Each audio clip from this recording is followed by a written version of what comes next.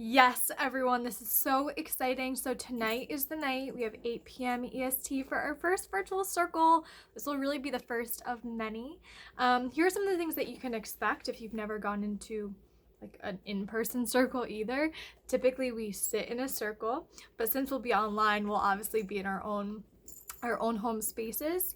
And as I mentioned in the email, really take the time to set up your space, like make yourself feel good. I plan to smudge some Palo Santo or some sage. I plan to put on some candles.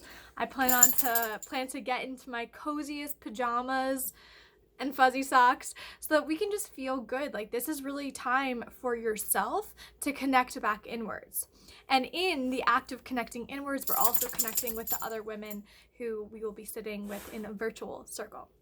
So we will do a little bit of pranayam, which is just a simple breathing technique to just bring us into the space.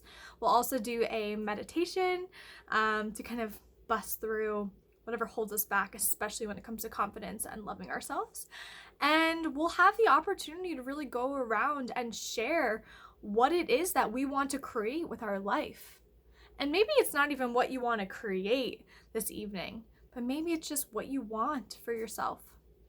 And if you had the confidence to do that, what would your life look like?